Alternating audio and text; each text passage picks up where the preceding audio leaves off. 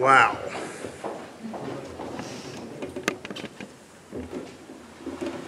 No pressure. This is a surprisingly amazing reading for this early in the morning.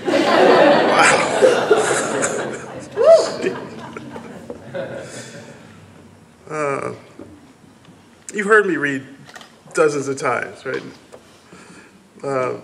So this morning, I have, my closest friends, people who know me very dearly will say, oh, I've never shaken hands with a person who's won the Pulitzer Prize before. And now it's my turn. This is, we were at breakfast this morning and I realized this is my first time reading as a Pulitzer Prize.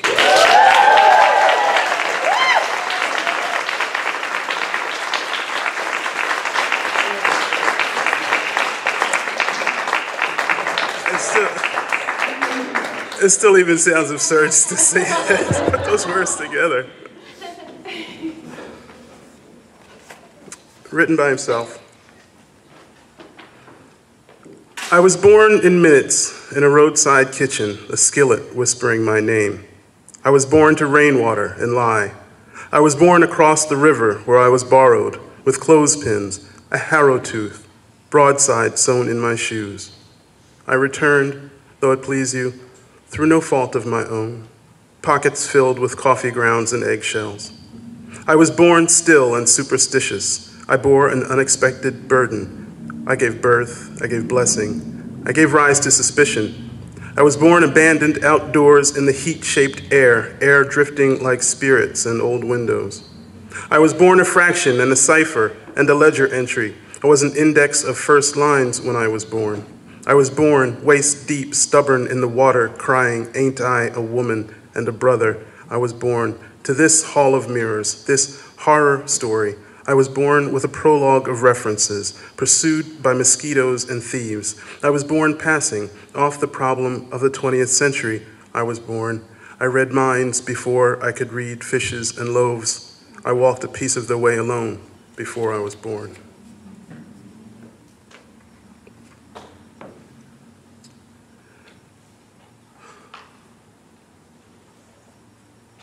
Very often I get asked, how does it feel?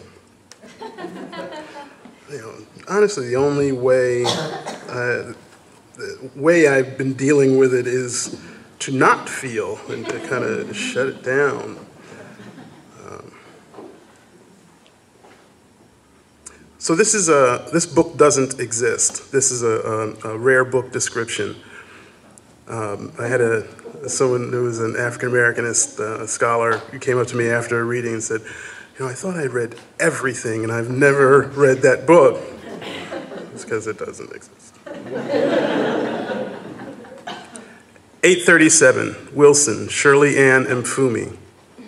Black Pampers, Raising Consciousness in the Post-Nationalist Home. Black Talk Press, Lawnside, New Jersey, 1976.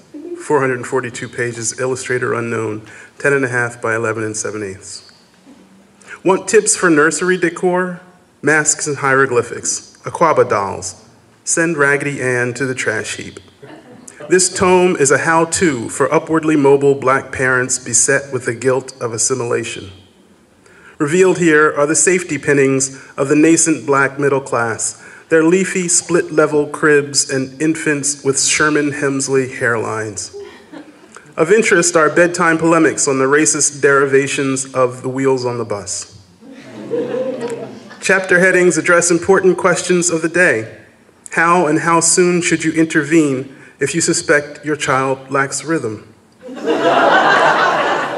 At what age should you begin initiating your little one to the historical memory of slavery? And how ethical is the two-cake solution? One party for classmates and a second so you can invite the cousins. Indispensable to collectors for whom Aesop's African origin is no matter of debate will be the gloss and annotation comprising the bulk of the text of the lyrics to Stevie Wonder's Black Man. According to the jacket copy, one of the alternate titles considered was What to expect when you're no longer expecting revolution. Usual, occasional, scattered light foxing to interiors, contemporary tree calf exceptional, about fine condition, $75. So,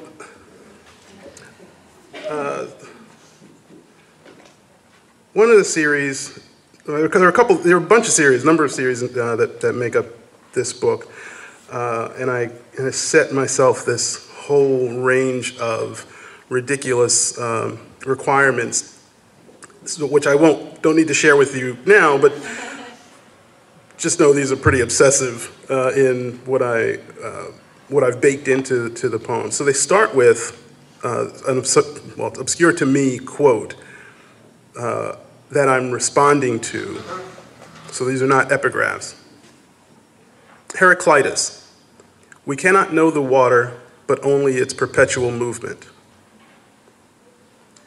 Overheating cannot be blamed on a faulty idiot light. The car in crisis, beached on the roadside and pouring steam from its blowhole as you watch the rain melt the windshield, the perfect screen for projecting a fantasy dissolve that begins with your jalopy dropped from a barge to be eaten by the reef like a dive site.